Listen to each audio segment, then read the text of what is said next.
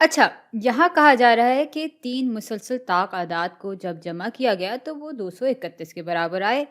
और इन मुसलसल ताक आदाद में से सबसे बड़ी अदद कौन-सी है?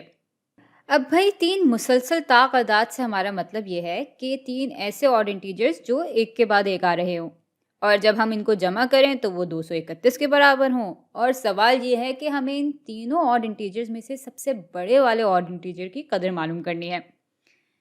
चलें फिर काम शुरू करते हैं और फर्ज कर लेते हैं कि आई इन तीनों ऑड इंटीजर्स में से हमारा सबसे छोटा ऑड इंटीजर है।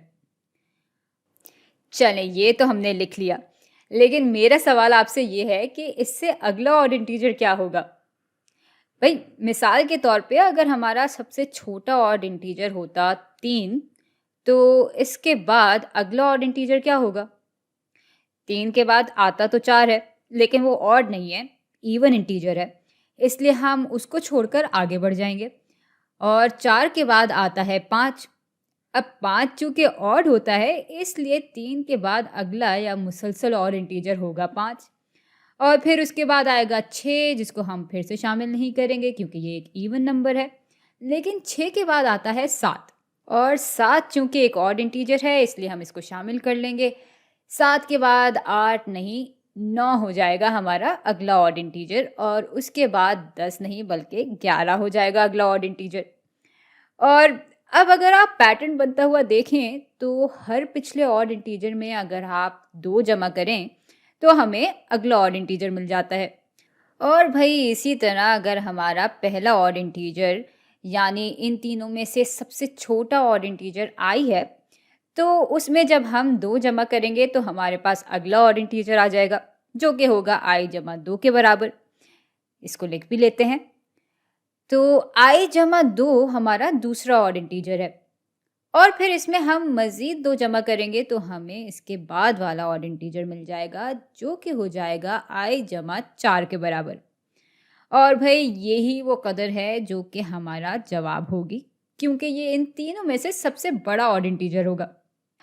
अच्छा, अब जब हम इन तीनों को जमा करेंगे तो हमारे पास 231 आएगा। तो आई जमा 2 जमा आई जमा 4 बराबर होंगे 231 के।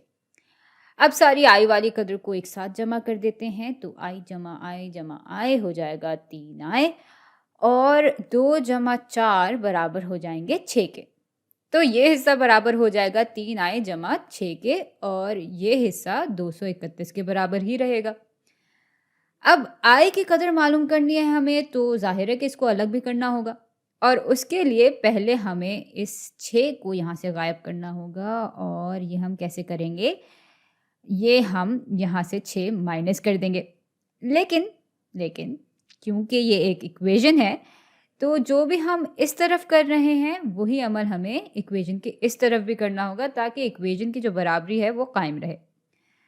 तो अब ज़रा इसको हल कर लेते हैं। तो ये दोनों आपस में कट जाएंगे और पीछे रह जाएगा सिर्फ 3 आई, और ये बराबर होगा 231 माइनस 6 बराबर हो जाते हैं 225 के। अच्छा, अब हमें 3 आई की नहीं बल्कि आई की कदर मालूम करनी है। तो 3 आई को आई में तब्दील करने के लिए हमें इसको 3 से तकसीम कर देना होगा, और फिर इक्वेशन की बराबरी कायम रखने के लिए हम 225 को भी 3 से ही तकसीम कर देंगे। ये दोनों आपस में कट जाएंगे, पीछे रह जाएगा सिर्फ आई, बिल्कुल जैसा हम चाहते थे। और 225 को अब हम तकसीम करते हैं 3 से।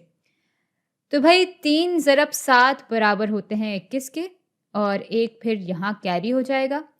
और 3 ज़रब 5 बराबर होते हैं 15 के, और यहाँ 3 को जब 3 से तकसीम करेंगे तो हमारे पास 1 आ जाएगा, यानी आई बराबर होगा 75 के। लेकिन याद रहे कि ये हमारा जवाब नहीं है। भाई आई दिखा रहा था इनमें से सबसे छोटे ऑड इंटीजर को, लेकिन सवाल में हमसे इन सब में से सबसे बड़े ऑड इंटीजर की कदर मालूम करने के लिए कहा गया है। तो सबसे बड़ा ऑड इंटीजर बराबर है आई जमा 4 के। तो 75 जमा 4 बराबर हो जाते हैं 79 के, और यही हमारा जवाब है।